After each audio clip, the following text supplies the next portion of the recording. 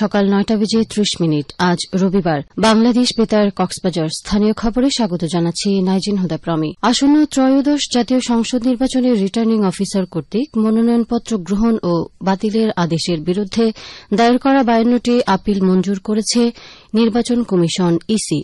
এছাড়া ১৫টি আপিল নামঞ্জুর করা হয়েছে এবং অন্য ৩টি আপিলের শুনানি মুলতবি রাখা হয়েছে। শনিবার আপিল শুনানি শেষে ইসি সচিবালয়ের সিনিয়র সচিব আক্তার আহমেদ সাংবাদিকদের এ তথ্য জানান।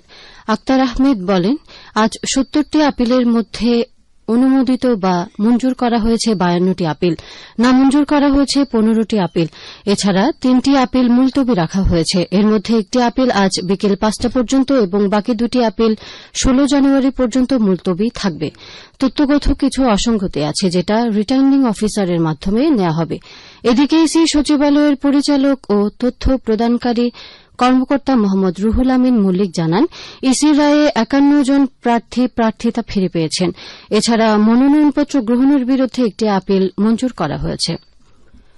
আসন্ন ত্রয়োদশ জাতীয় সংসদ নির্বাচন পর্যন্ত সব সরকারি যোগাযোগে গণভোটের লোগো ব্যবহার এবং এ সংক্রান্ত ব্যানার দৃষ্টিনন্দন স্থানে প্রদর্শনের জন্য সংশ্লিষ্টদের নির্দেশনা দিয়েছে মন্ত্রিপরিষদ বিভাগ। গত ৭ জানুয়ারি মন্ত্রিপরিষদ বিভাগ থেকে সব মন্ত্রণালয়ের সিনিয়র সচিব, বিভাগীয় কমিশনার ও জেলা প্রশাসকদের কাছে এ বিষয়ে চিঠি পাঠানো হয়েছে। এর আগে ৫ জানুয়ারি এ বিষয়ে প্রয়োজনীয় ব্যবস্থা নিতে প্রধান উপদেষ্টার কার্যালয় থেকে মন্ত্রিপরিষদ বিভাগে চিঠি পাঠানো হয়।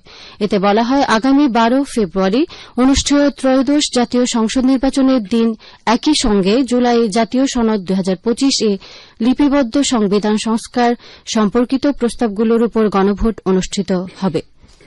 গুরুত্বপূর্ণ এই গণভোটের বিষয়ে ভোটারদের মধ্যে ব্যাপক জনসচেতনতা তৈরি করা প্রয়োজন।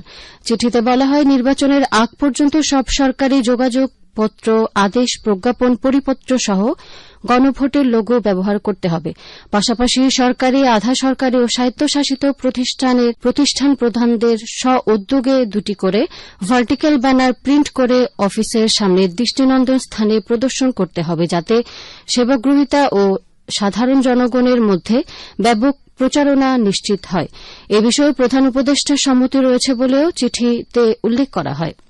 পেকুয়ায় জুলাই বিপ্লবে শাহাদত বরণকারী শহীদ ওয়াসিম আকরামের স্মরণে গ্রাফিতি উন্মোচন করা হয়েছে। গতকাল উপজেলা মিলনায়তনে উপলক্ষে আয়োজিত অনুষ্ঠানে অংশগ্রহণ করেন police super ANM Sajidur Rahman. এই সময় তিনি শহীদদের স্মৃতি ও আত্মত্যাগকে শ্রদ্ধার সঙ্গে স্মরণ রাখতে এই উদ্যোগকে শহীদদের প্রতি সম্মান ও দায়িত্ববোধের বহিঃপ্রকাশ হিসেবে অভিহিত করেন। এর আগে শহীদ ওয়াসিমের কবর জিয়ারত করে পরিবারের প্রতি গভীর সমবেদনা ও শ্রদ্ধা জ্ঞাপন করেন পুলিশ সুপার। পরে জুলাই বিপ্লবে শাহাদত বরণকারী চকরিয়া উপজেলার শহীদ আহসান হাবিবের কবর জিয়ারত করে তার পরিবারের প্রতিও গভীর সমবেদনা জানান। এছাড়া পুলিশ সুপার পেকুয়া এবং কুতুবদিয়া থানাও পরিদর্শন করেন।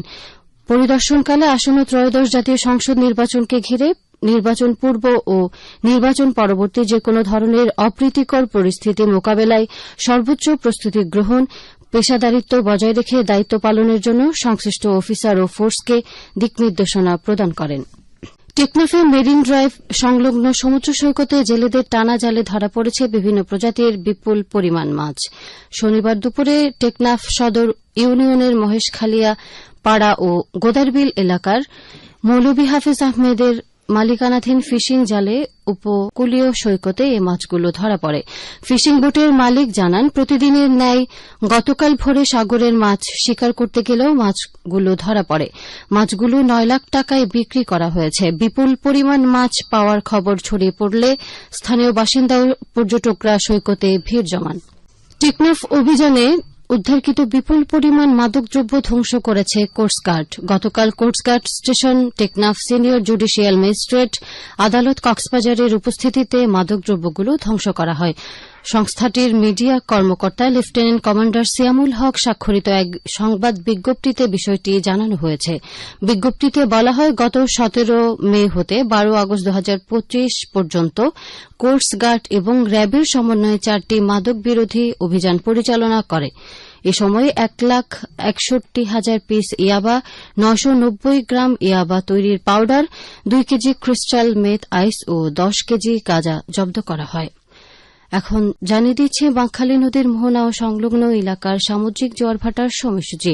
আজ জোয়ার শুরু হবে সকাল 10:11 চলবে বিকেল 4:20 পর্যন্ত। খবর শেষ হল। আমাদের পরবর্তী খবর প্রচারিত হবে আজ দুপুর 2:30।